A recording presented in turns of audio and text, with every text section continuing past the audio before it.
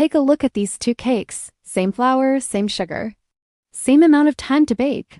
If you order the one on the left for a family reunion, the bakery charges you $65. But if you utter the magic word wedding, the price instantly jumps to $450. It's called the wedding tax, and it applies to everything. Photographers, limos, venues, even the napkins. We are told that your wedding day is priceless, but the $72 billion wedding industry has put a very specific price on it, everything you have. In our last video, we exposed how De Beers invented the engagement ring. Today, we are looking at the sequel. I'm going to show you how a queen in 1840 invented the white wedding, how venues act like cartels to force you into kickback schemes, and the economic concept of price discrimination that legally allows vendors to rip you off just because you in love. Let's start with the aesthetic. For most of human history, you didn't buy a special dress for your wedding. You just wore your best dress. If your best dress was blue, you got married in blue. If it was red, you wore red. White was actually considered a bad choice. It was hard to clean, and in a world without dry cleaners, a white dress was a wear-once waste of money. Enter Queen Victoria. In 1840, she married Prince Albert. She decided to wear white lace to support the struggling British lace industry. Suddenly, every wealthy socialite in London wanted to be like the Queen. White became the ultimate status symbol. It signaled, I am so rich, I can afford to ruin this dress after one day. Fast forward to today. The industry realized they could monetize this. If a dress is a party dress, you can wear it again. It competes with other dresses in your closet. But a wedding dress is a single-use asset.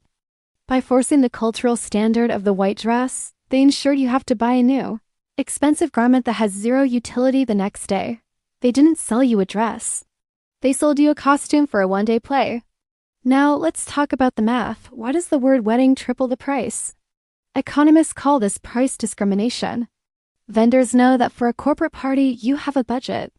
If the photographer is too expensive, you just hire someone else or use an iPhone. Your demand is elastic. But for a wedding?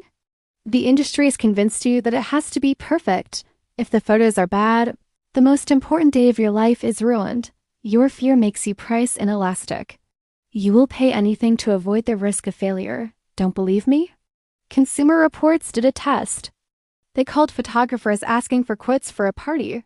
Then they called the same photographers asking for a wedding with the exact same number of hours and guests. The wedding quotes were 30 to 50% higher. Now the vendors will defend this. They say, but weddings are high stress.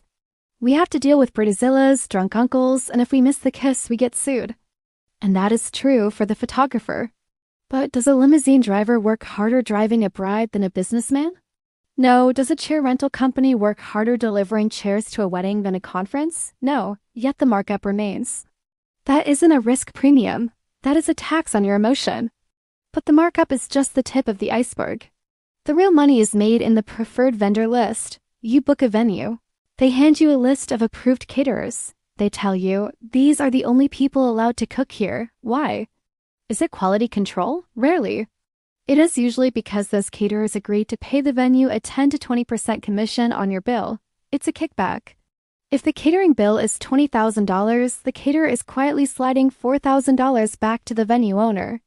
Who pays that $4,000? You do. It's baked into the cost of the chicken. You aren't just paying for food. You are paying a mafia-style toll just to eat inside the building you already rented. Then comes the bill. You see a line item, 22% service charge. You think, oh great. That's the tip for the waiters. That's generous. Wrong. Read the fine print. In many states, a service charge is the property of the business owner, not the staff. It often goes to pay for the owner's overhead, electricity, or marketing.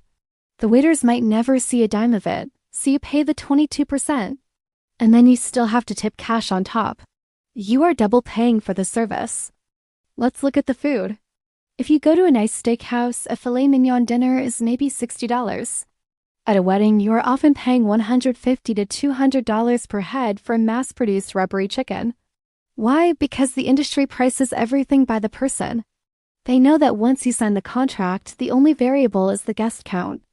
The industry is designed to make you invite people. Oh, you need a 10-tier cake? You need favors? You need a larger dance floor? The marginal cost of adding one guest for them is maybe $30 in food. The marginal cost to you is $150. Every extra cousin you invite is pure profit for the venue, so how do you hack the system? You can't lie to the photographer. They'll figure it out when you show up in a white dress. But you can strip away the wedding label from the commodities. Don't say wedding for the ancillary stuff. Need a shuttle bus? Book it for a private event. Need portable toilets? It's for a party. Buy a white dress, not a bridal dress. Many designers sell white evening gowns for $500 that look identical to $3,000 bridal gowns, same fabric, different department. Read the service charge fine print. Ask the venue manager point blank, does this go to the waiters? If not, negotiate it down. The wedding is just one day, but the financial hangover can last for years. And once you finish paying for the wedding, society pressures you into the next massive financial trap. They tell you that renting is throwing money away. They tell you that you must buy a home to be an adult. But is your house actually an asset? Or is it a liability in disguise? We'll talk about that next time. Thanks for watching.